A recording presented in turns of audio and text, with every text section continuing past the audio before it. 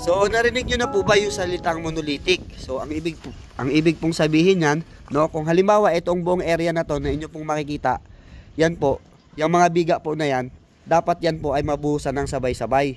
So para magsabay po silang tumuyo at maiwasan po ninyo yung mga dugtungan sa inyong mga konkreto, no? Pero paano nga bang gagawin nyo kung halimbawa ang buong area na yan ay hindi nyo kayang buhusan sa loob ng isang araw? So may mga pagkakataon po na ganyan na hindi po ninyo maiiwasan, magkakaroon kayo ng dugtungan dyan. So ang disadvantage po ng pagkakaroon ng dugtungan sa konkreto, yan po yung pinagmumula ng mga crack. So hindi naman po maganda na kapag ang halimbawa ang inyong mga biga o ang inyong mga poste ay nag-crack sa dugtungan. So dapat yan po ay napapakapit ng maayos. Sa araw pong ito, yan po ang ating pag-uusapan kung ano nga ba ang mga bagay-bagay na dapat ninyong gawin at kung ano yung produkto na pwede po ninyong gamitin para maiwasan po ninyo na magkaroon ng crack ang dugtungan ng inyong mga konkreto at the same time magkaroon sila ng maayos na pagdikit. So mapagpalang araw sa inyo mga kapatid. Sa araw pong ito ay atin naman pong pag-uusapan.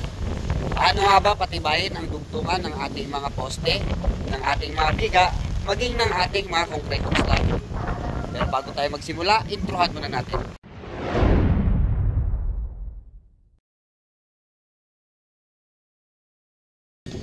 Ito na po ngayon yung kasalukuyang sa area namin kagahapon. Malaking bagay po ito na dapat monolithic o nabuhusan ng sabayan. Pero ang kagandahan po kasi ng monolithic, may iwasan yung maraming dugtungan kasi kadalasan po sa mga dugtungan doon po nagkakaroon ng crack. Pero paano po ito kung halimbawa yung area po ninyo ay hindi kayang buhusan ng sabay? So kailangan nyo pong magdugtong o putulin ang inyong buhos. Pero dapat sa pagpuputulan po ng inyong buhos, no, dapat ay magkaroon sila ng maayos na dugtungan. Masisigurado po ninyo na maayos ang kapit. So dyan po natin gagamitin yung ating grip band 618. So ayan po siya. Na-mix na po natin. So dito, ito po yung sinasabi ko dyan, oh, yung dugtungan ng biga. So ayan.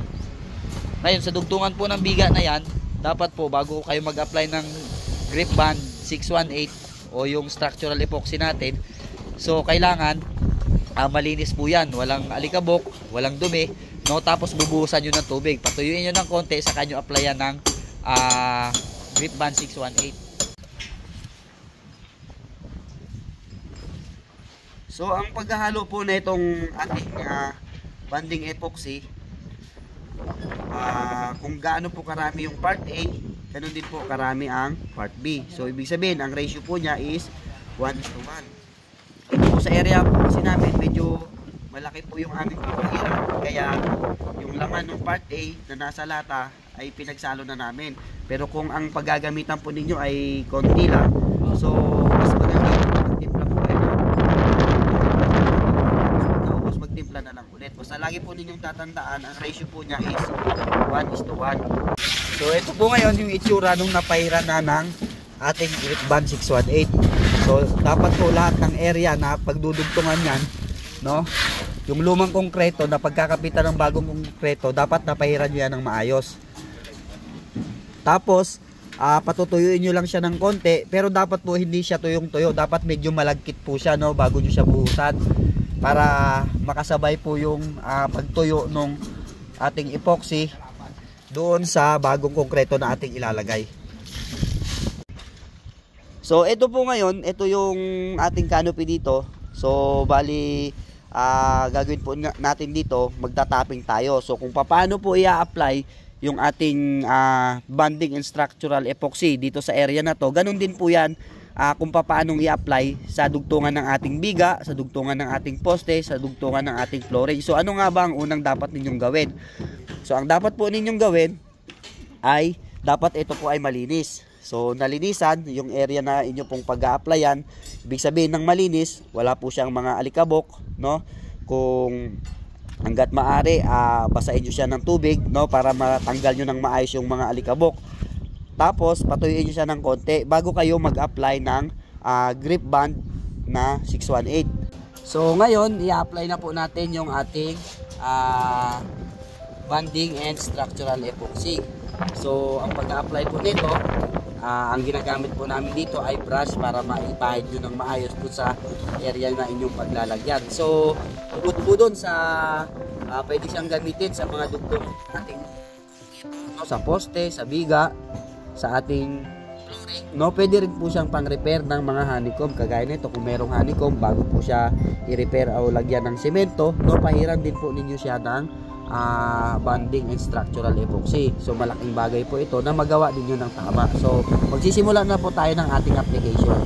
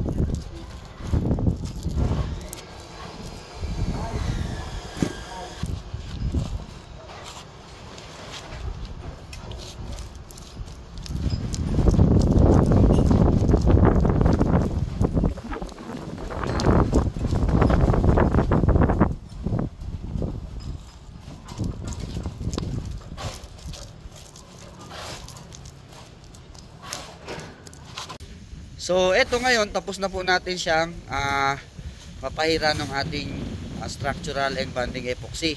Yung area na ating pagtatapingan, no? Yung area na ating i-repair. Sa magtatanong Kuya Jude, pagkatapos po ba na papahira ng bonding epoxy, mga gaano ba katagal bago natin mabuhusan ng simento na konkreto? So, eto, ang maganda po nito, pag kayo po ay maglalagay ng konkreto, yung medyo mabasa-basa pa po o malagkit pa yung inyong structural epoxy, huwag nyo na po nga tayong matuyo siya ng gusto para po kumapit ng maayos yung simento po na inyong ilalagay. So ayan, ito sa area namin.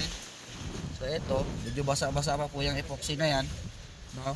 Naglagay na po ng halo, no? Para po pagka tuyo nung ating epoxy, kasabay niyang matutuyo yung halo, masasabi po natin na kakapit ng maayos yung ilalagay ninyong kompleto. Kaya maganda po yung ganitong klase ng produkto, no?